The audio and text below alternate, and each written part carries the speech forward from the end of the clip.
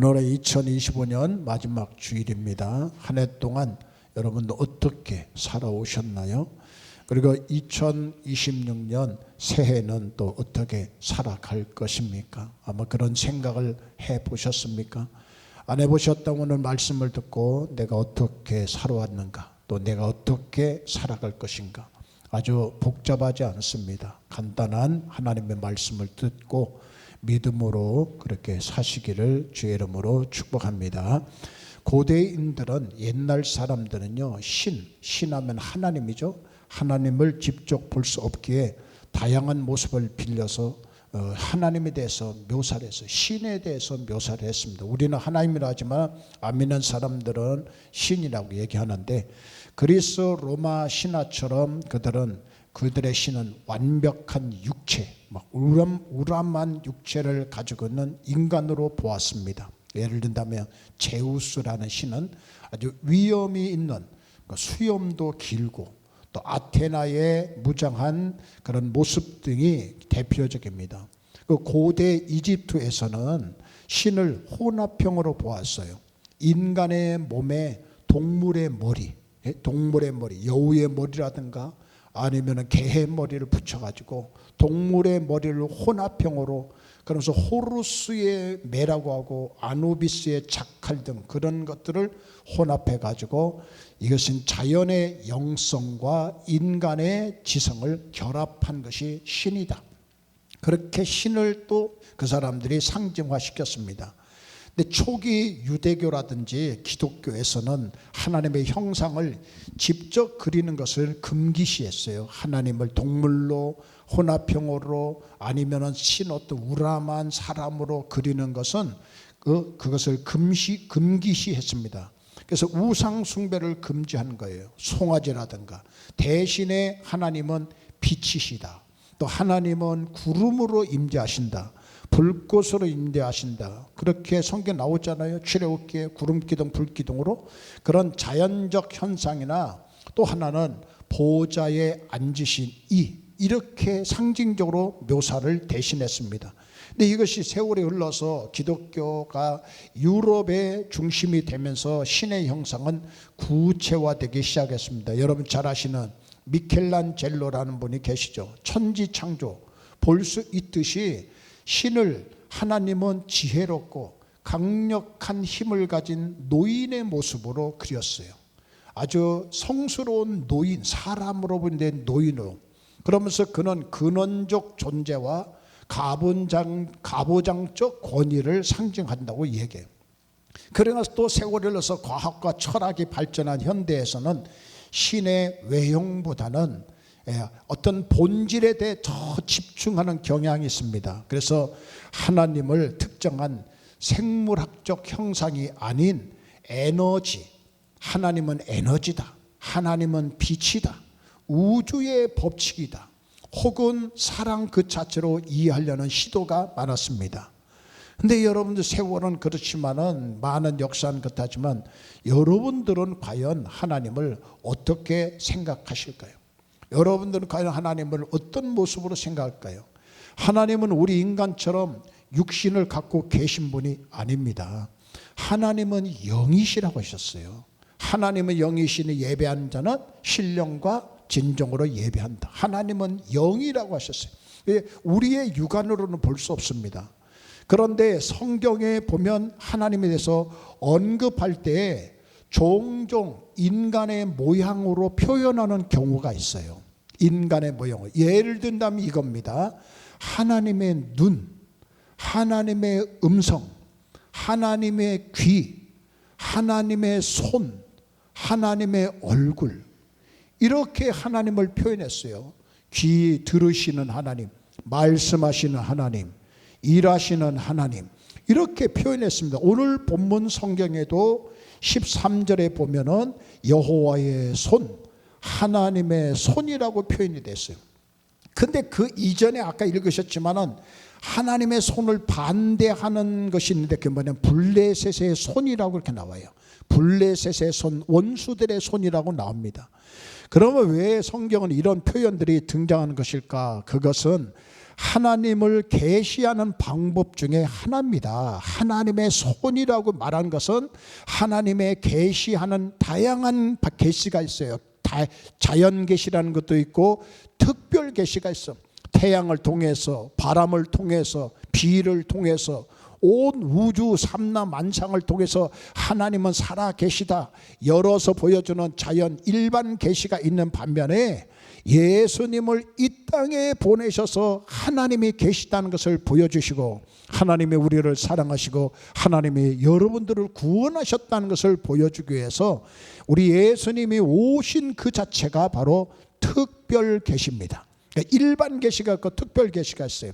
그러니까 하나님이 인간의 육안에 보이지 않고 인간이 하나님을 잘 알 수도 없기 때문에 우리 하나님은 인간의 눈높이에 맞춰가지고 하나님 자신을 나타내 주시는 친절한 배려로 하나님을 뭐라고 했냐면 하나님의 손, 하나님의 얼굴, 하나님의 귀, 하나님의 입이라는 표현을 통해서 하나님이 계시다고 하는 것을 계시로 우리의 눈높이에 맞춰가지고 계시해 주신 것을 뭐라고 신학에서 얘기하냐면 신인 동형 동성론이라고 얘기합니다. 신인 동형 동성론. 일반적인 용어로 말씀드리면 하나님을 인간에 빗대어서 표현하는 의인법을 말할 수가 있어요. 성경은 이런 표현을 통해서 하나님의 어떤 분이신지, 하나님의 속성, 그리고 어떤 일을 하시는지, 하나님의 사역을 잘 설명해 주는 겁니다. 여러분, 이 시간에는 그 중에서 하나님의 소리라는 표현에 관해서 살펴보고자 합니다. 여러분, 미리 말씀을 드린다면 우리가 2024년을 살아온 것도 하나님의 손이 여러분들을 도와주셨어요. 2025년이죠. 2025년 살아온 것도 하나님이 도와주셨어. 앞으로 내년에 2026년도 하나님의 손이 여러분들을 도와주시기를 도와주십니다. 도와주실 줄 믿습니다.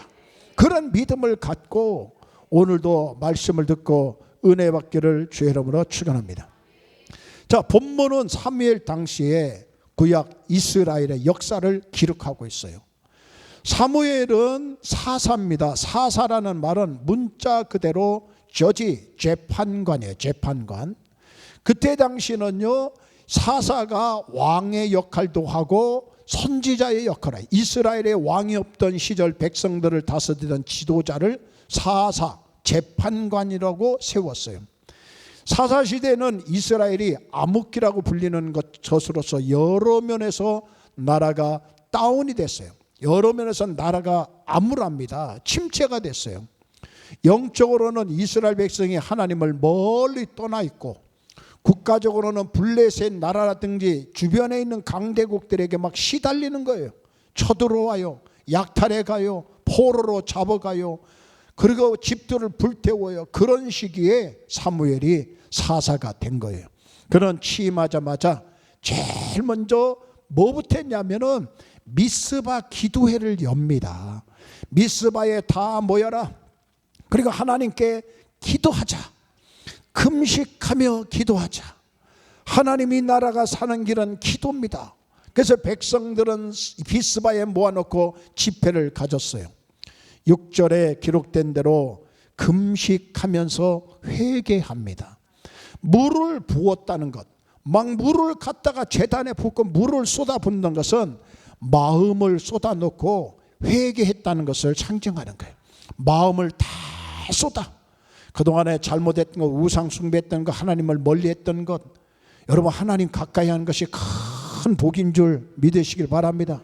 그래서 내년도 우리 교회 표어가 하나님께 더 가까이, 기도하면서 그런 마음 주셔서 하나님께 더 가까이라는 것을 정해봤어요. 금년도도 열심히 달려왔지만 내년도는 하나님께 더 가까이 나가는 저희 교회가 되고 우리 교회가 되고 성도들에게를 축원합니다. 마음을 쏟고 회개하는, 그런데 집회를 열고 마음을 쏟고 금식하며 찬양하며 하나님 앞에 예배를 다 드리고 회개하는데, 그런데 호사다마라고 블레셋 족속이 그 틈을 노려서 침략해 옵니다. 예배 드리는 중에 쳐들어오는 거예요. 예배 드리는 중에 쳐들어오는 거예요. 우리나라도 그런 적이 있었죠. 1950년 6월 25일 날 주일날 새벽 예배 드리고 있는데 북쪽에서 쳐들어 내려왔어요.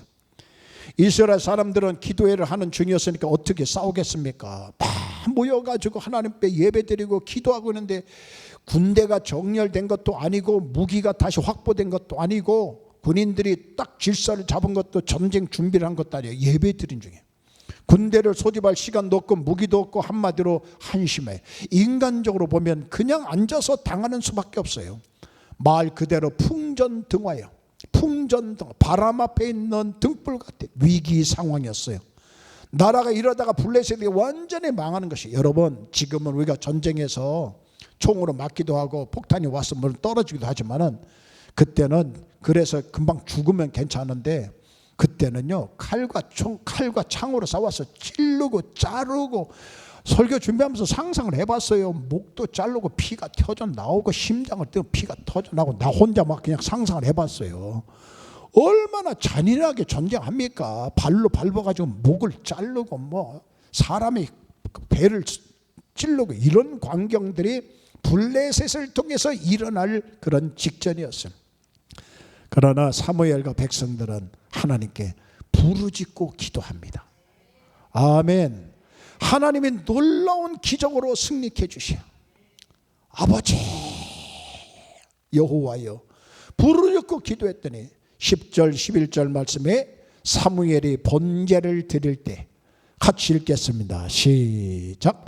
사무엘이 번제를 드릴 때 블레셋 사람이 이스라엘과 싸우려고 가까이 오매 그날에 여호와께서 블레셋 사람에게 큰 우레를 발하여 그들을 어지럽게 하시니 그들이 이스라엘 앞에 패한지라. 이스라엘 사람들이 미스바에서 나가서 블레셋 사람을 따라 뱃갈 아래에 이르기까지 쳤더라. 아멘. 이렇게 승리한 이스라엘은 하나님 앞에 감사의 표시로 돌을 갖다가 기념비를 다 세웁니다. 12절에 보니까 사무엘이 돌을 취하여 미스바와 센 사이에 세워 가로되 여호와께서 여기까지 우리를 도우셨다. 여기까지 우리를 도우셨다. 할렐루야. 2025년 여기까지 우리를 도우셨다. 그 이름을 뭐라고 했냐면 에벤에셀. 에벤에셀, 도움의 돌이란 뜻이에요. 에벤에셀이라는 뜻은 도움의 돌.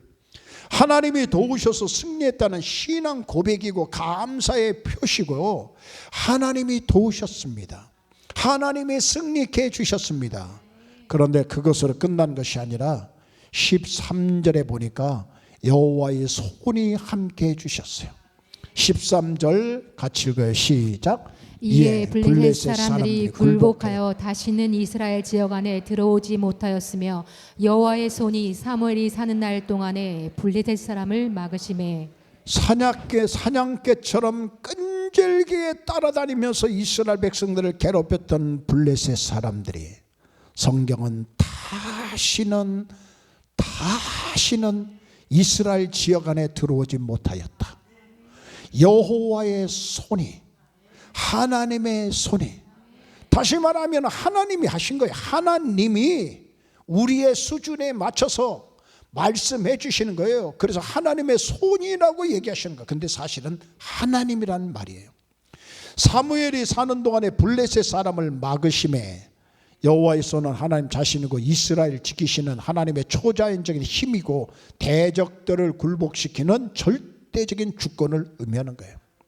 그래서 그들을 블레셋의 위협에서 보호해 주셨고 더 나아가서 과거에 빼앗겼던 땅을 되찾고 주변국들이 감히 침략을 못하고 평화가 정착이 되고 태평성대가 찾아왔어요. 이렇게 해서 사무엘이 사는 동안 이스라엘은 계속 태평성대를 이루게 되는 겁니다. 여러분, 우리는 여기서 무엇을 깨닫습니까? 이스라엘의 승리는 보이지 않는 가운데 하나님이 손이 역사하시고 도와주신 결과라는 사실이에요. 하나님의 손이. 오늘 여러분들이 간절히 저부터 주여 이 나라, 주여 우리 교회, 주여 여러분의 삶, 우리 성도님의 삶, 하나님의 손이 역사하여 주옵소서.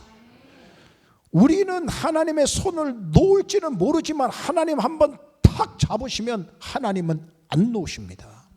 하나님의 손 놓지 않으신 분이에요. 하나님의 손에는 다양하게 우리에게 역사해 주셔요. 다양하게. 첫째는 구원입니다. 구원의 손이에요. 두 번째는 보호의 손이에요. 세 번째는 인도해 주셔. 네 번째는 위로해 주셔. 그 다음엔 치유해 주셔. 그 다음에 때로는 징계도 해주셔. 하나님의 손이에요. 여러분 이 여섯 가지 구원과 보호와 인도와 그리고 위로와 치유와 징계. 징계는 미워서 때린 게 아니에요. 사랑하기 때문에 때리시는 거예요. 본문의 사건을 보면 하나님의 손은 하나님의 임재와 하나님의 능력을 의미함을 알 수 있어요. 하나님의 손은 하나님의 임재예요. 하나님의 능력입니다. 하나님은 그 손으로 이스라엘을 도와주셨어요. 그 도움의 전쟁의 위기에서 멸망이냐 패망이냐 나라가 완전히 오그라들고 쪼그라들고 완전히 전멸하느냐 그 위기에 전쟁의 위기에서 구원해 주신 거예요. 구원해 주셨어요. 위기에서 건져 주셨어요. 죽음에서 건져 주셨어요. 패망에서 건져 주셨어요. 구원이라는 것은 소테리아 건져 주셨다는 건져 주셨다. 그러면서 성경을 연구해 보면 이외에도 하나님의 손이 다양한 역사를 통해서 우리 성도들을 도와주시는 거예요. 이렇게 역사해 주시고 보니까 이스라엘 하나님의 손길을 블레셋 위험에서 구원해 주신대. 근데 그 이전에 블레셋 사람들에게 구원받기 이전에 오래전에도 이스라엘은 역시 하나님의 손길로 애굽의 압제에서 출애굽함으로 구원을 받습니다. 신명기 26장 8절 말씀에 보면 여호와께서 강한 손과 편팔과 거기서도 나와요. 여호와께서 강한 손과 편팔과 큰 위험과 이적과 기사로 우리를 애굽에서 인도하였다. bring out 데리고 나오셨다. 구원하였다. 끄집어내었다. 출애굽시켰다. 세상에 있고 멸망받을 수 없는 애굽에서 하나님이 건져내셔서 bring out.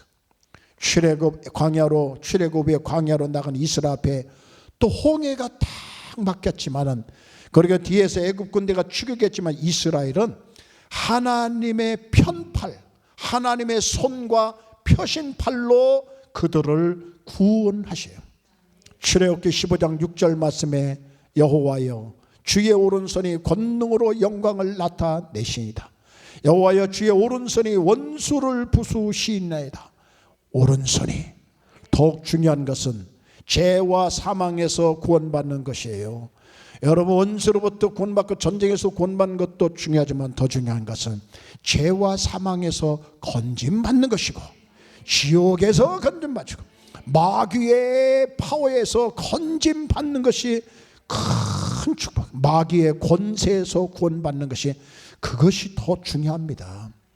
더 나아가서 세상의 환난과 시험에서 구원해 주실 줄 믿습니다. 예수님이 이런 구원의 역사에 대해서 이렇게 말씀하고 있어요. 요한복음 10장 28절 말씀 띄워주세요. 요한복음 10장 28절 같이 읽겠습니다. 시작. 내가 저희에게 영생을 주노니 영원히 멸망치 아니할 터이요 또 저희를 내 손에서 빼앗을 자가 없느니라. 저희를 주신 내 아버지는 만유보다 크심에 아무도 아버지 손에서 빼앗을 수 없느니라.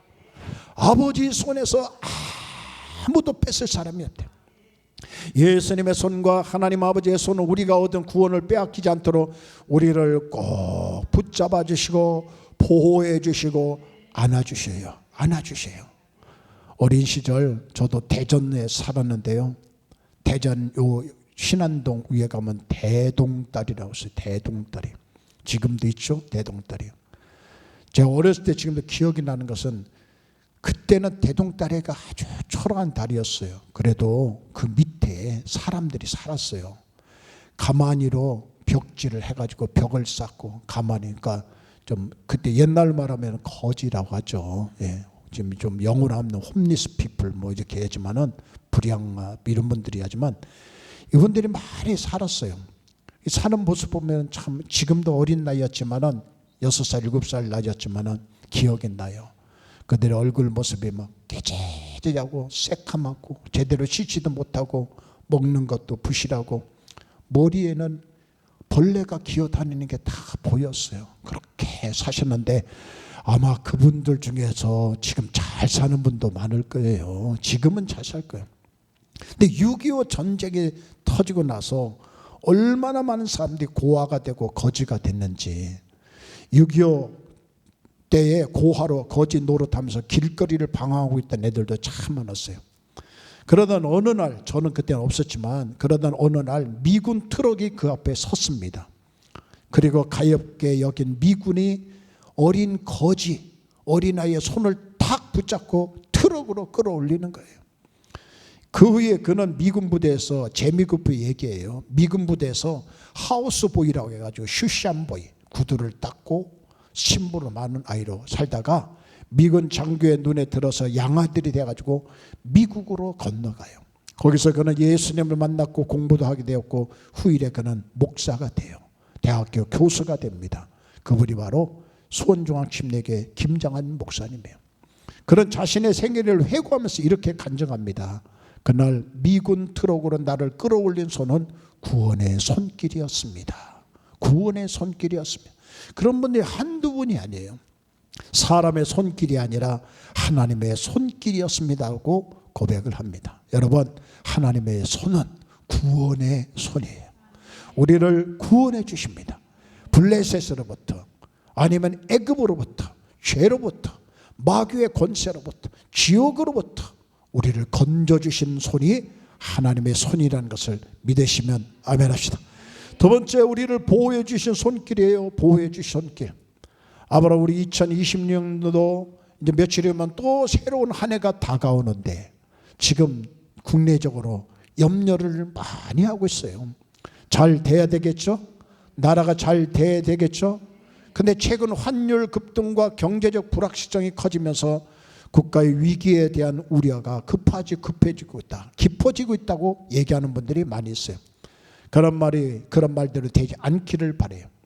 환율이 국가 위기로 번지는 메커니즘과 현재 리스크 요인 그리고 대응 방법을 우리가 좀 생각해 본다면, 환율 급등이 국가 위기로 이어지는 경로, 단순한 환율 상승을 넘어서서 위기로 규정되는 상황을 보통 다음과 같은 악순환을 거칩니다. 무슨 악순환? 수입 물가가 폭등하는 거예요. 환율이 1,500원, 1,600원, 뭐 심하면 2,000원까지도 간다면 수입하는 물가가 폭등을 해요. 비싸게 사와야 돼요. 달러는 그대로인데 우리가 달러를 살 때 비싼 게 달러하고 바꿔가지고 사와야 되기 때문에 인플레이션이, 물가가 막 올라요. 그래서 커피 사오는 사람들도 다 울상입니다. 원자재 사오시는 분들도 다 울상이에요. 에너지, 원유, 가스와 식량 수입 가격이 올라서 내수 경기가 침체되고 서민 경제가 타격을 입어요. 뭐 이런 얘기는 여러분들이 더 잘 아실 거예요. 외화 부채 부담이 급증합니다. 외화로 돈을 빌린 기업이나 정부의 상환 부담이 더 커지는 거예요. 그래서 부도 위험성이 높아진다는 거예요. 더군다나 자본이 유출되어 원화 가치가 더 떨어질 것을 우려한 외국인 투자자들이 주식과 채권을 팔고 달러로 바꿔서 떠납니다. 환율은 더 치솟을 수가 있어요. 외환 보유액은 고갈이 될 수가 있습니다. 그래서 지난번에 왔던 IMF 구제 금융 상황에 직면하게 될 수 있다는 것을 많은 사람들이 아주 염려하고 있는 가운데 있어요. 저는 또 염려 중에 하나가 교회들 중에 부채가 많은 교회들이 참 많습니다. 교회 건축한다고. 그래도 우리 교회를 하나님께서 이 정도로 인도해 주시고 부채가 거의 없게 해주신 것도 감사하고, 안 그래요? 에휴, 동의하시면 하면 거의 빚이 없는 것이 참 감사해요. 다른 교회들은 많아요. 제 친구 교회들도 빚이 많은 교회가 참 많아요. 이자가 막 오르면 감당하려나 걱정이 될 수 있는데, 여러분, 그런 일이 안 오기를 우리가 기도해야 되지 않겠습니까? 하나님이 도와달라고, 하나님이 도와주시기를 기도하셔야 돼요. 13절에 다시 보면 여호와의 손이 사무엘 사는 날 동안에 블레셋 사람을 막으셨다고 말씀하고 있습니다. 우리를 붙드시는 것으로 묘사하고 있어요. 하나님의 손이 우리를 막아주는 것도 있고 붙들어 주신 모습이 있어요. 이사야 41장 10절 두려워하지 마라. 내가 너와 함께함이라. 놀라지 마라. 나는 내 하나님이 되면 내가 너를 굳세게 하리라. 참으로 너를 도와주리라. 참으로 나의 의로운 오른손으로 너를 붙들리라. 아멘. 막아주시고 붙잡아 주신대요. 하나님의 손길은 또 가르쳐 이렇게 표현합니다. 시편 37편 24절 말씀에 저는 넘어지나 아주 엎드려지지 아니함은 여호와께서 손으로 붙잡아 주신다. 넘어질 때 탁 잡아 주시오. 넘어지기 전에 탁 붙잡아 주셔요.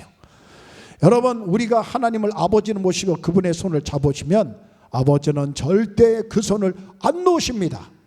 우리가 실수해서 우리가 놓을 수도 있지만은 가짜 아버지는 위기를 당할 때는 버리고 도망갈 수 있어요. 근데 진짜 아버지는 절대 안 놓습니다.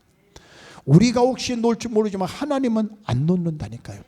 하나님 우리 위기를 막아주시고 잡아주시고 보호해 주실 줄 믿어요. 한 걸음 더 나가서 우리 하나님의 손은 인도하시는 손이에요. 우리 인생은 항상 초행길이에요. 내일 아침도 초행길, 2026년도 초행길. 미래를 알 수가 없어요. 무슨 일이 생길지 알 수가 없어요. 그래서 안내자가 필요합니다. 메시라는 축구 선수가 있잖아요. 메시. 축구를 한참 하는데 소식이 들려왔어요. 자기 여동생이 운전을 하다가 벽에 꽉 찬데 부딪혀가지고 화상을 입고 골절하고, 그런 소식을 들어서 메시가 그런 말을 해요. 그런 일이 생길지는 상상도 못했다고.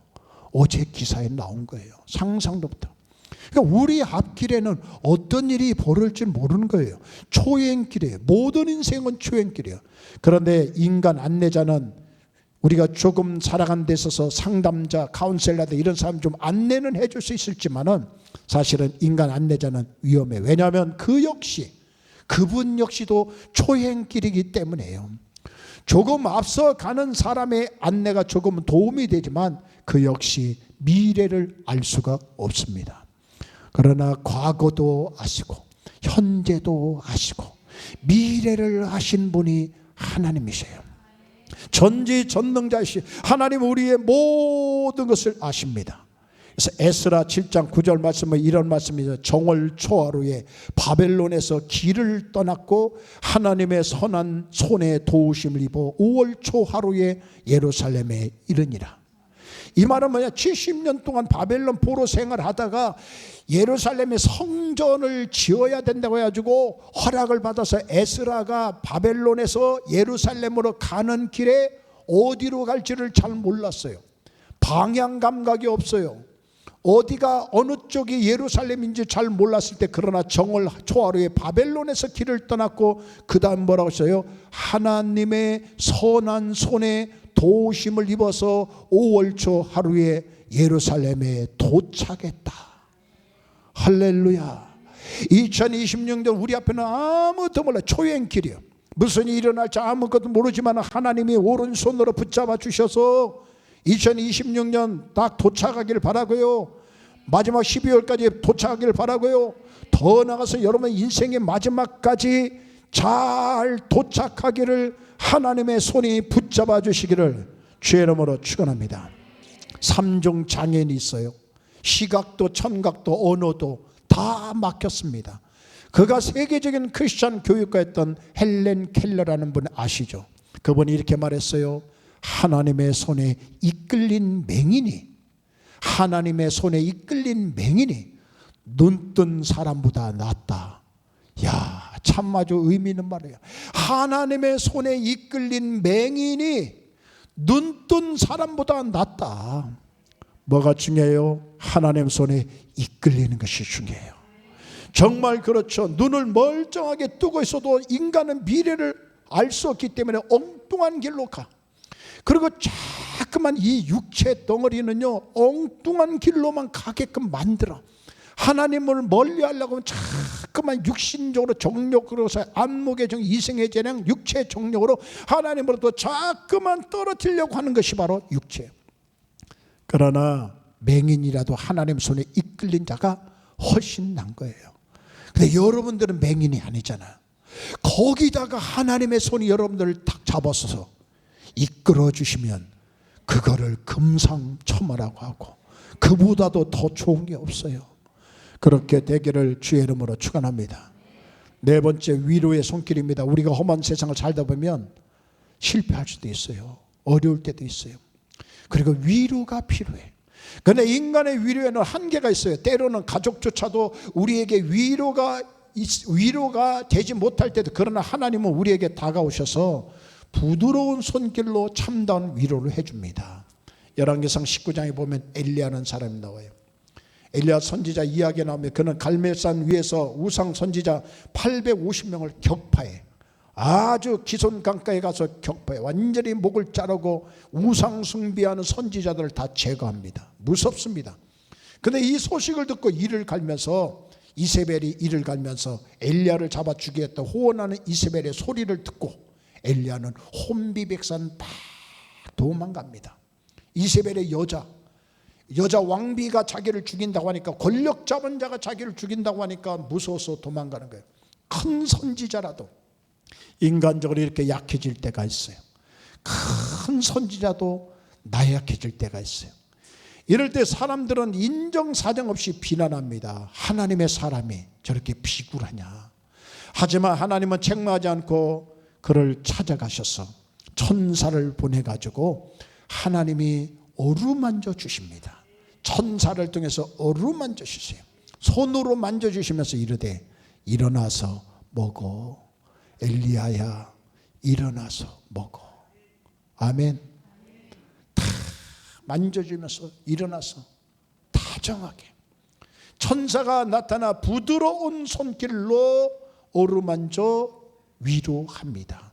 위로해 주는 거예요. 여러분 인생 살다가 힘들고 어려움이 있어도 하나님은 여러분들을 버리지 않고 찾아와서 위로해 주신다는 것을 믿으시기를 바랍니다. 계시록 7장 17절에 보면 하나님께서 저의 눈에서 모든 눈물을 씻어 주실 거라고 하셨어요.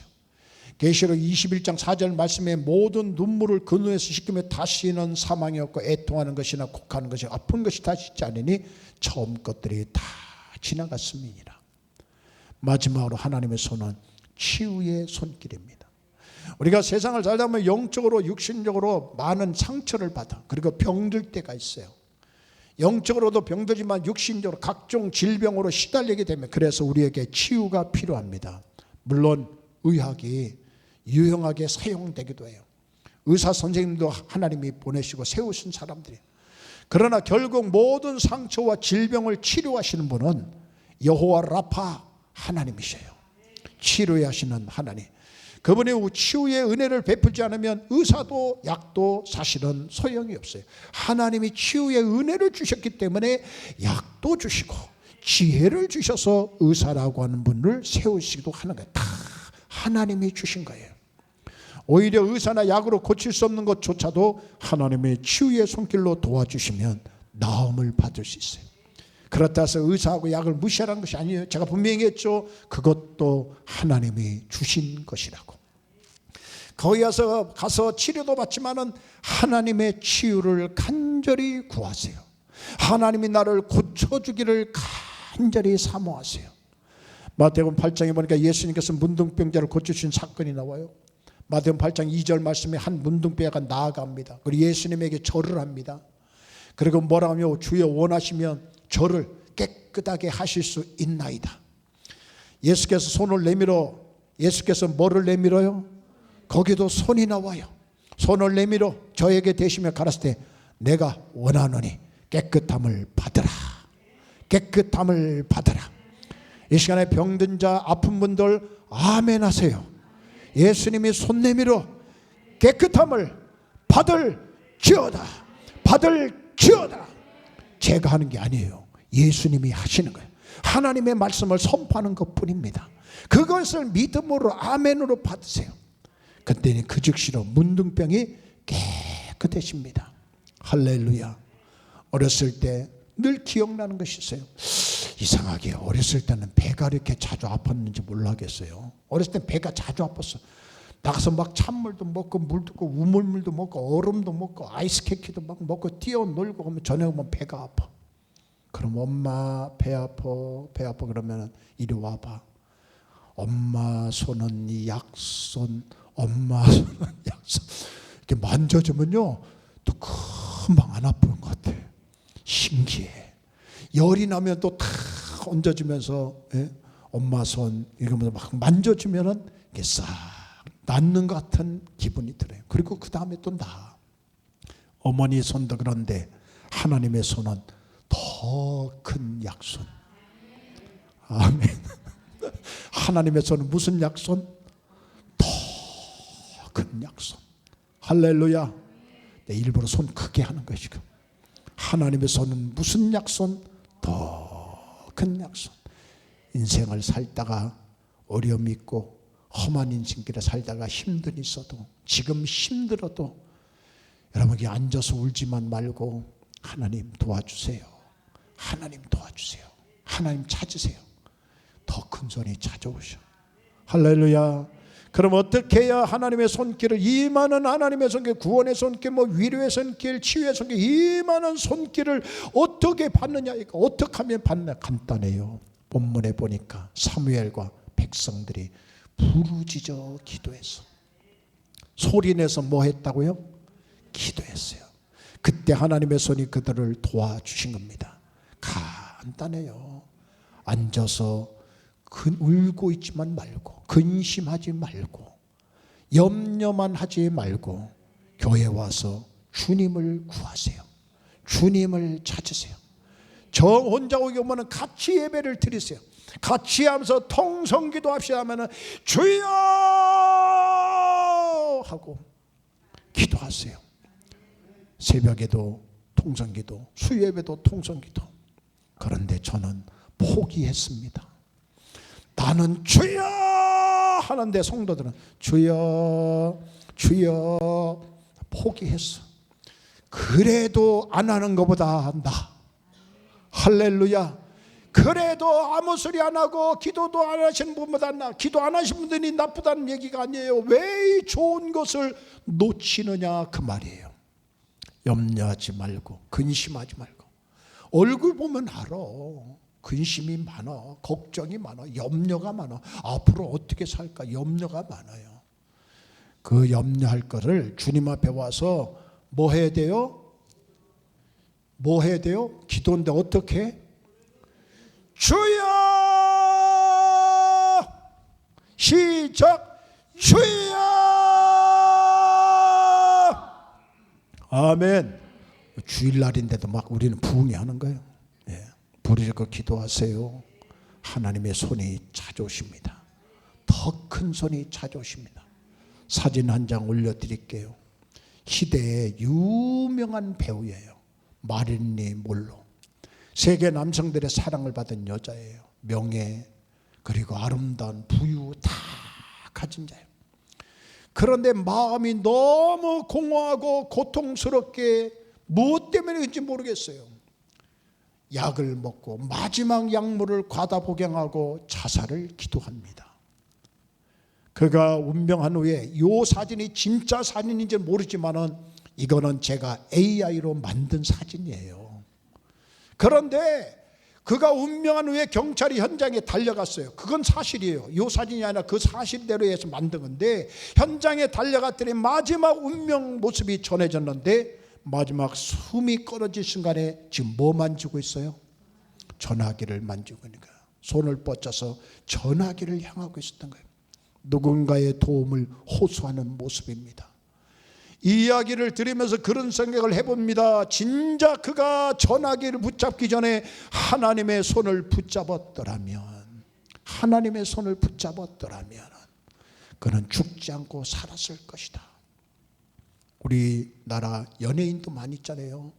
최진실이라는 분도 하나님의 손을 붙잡았다면 목욕탕에서 목매고 죽지는 않았을 겁니다. 근데 거기는 항상 소주잔이 항상 있어. 이 술이 문제야. 술이 문제. 여러분 결론입니다. 우리 자신도 가족도 이웃도 모두 2025년은 하나님의 손으로 살아왔고요. 2026년도 하나님의 손을 꼭 붙잡고 기도하면서 승리하시기를 예수님의 이름으로 축원합니다. 축원합니다. 같이 찬양하겠습니다. 주의 손에 나의 손을 포개고란 찬양인데요, 잘 몰라도 한번 따라서 해보세요. 주의 손에 나의 손을 포개고 2026년도 하나님의 손을 꼭 잡고 기도하면서 승리할 수 있기를 주의 이름으로 축복합니다. 같이 찬양합니다. 주의 손에 나의 손을 포개고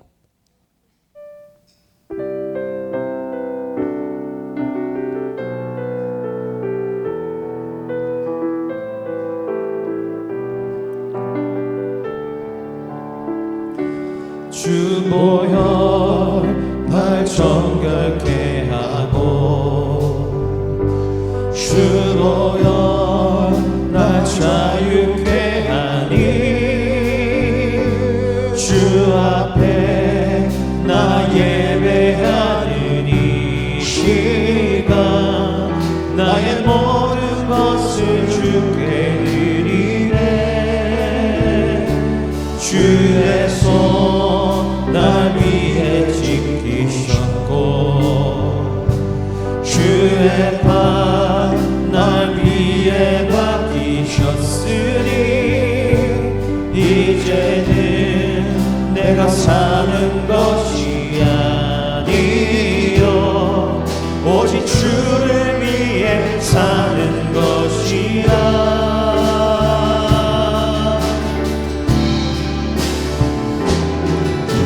주의 손에 나의 손을 포개고 또 주의 발에 나의 발을 포개어 나 주와 함께 죽고 또 주와 함께 살리라. 영원토록 주 위에 살리라. 손에 나의 손을 포개고 또 주의 발에 나의 발을 포개어 나 주와 함께 죽고 또 주와 함께 살리라. 영원토록 주 위에 살리라.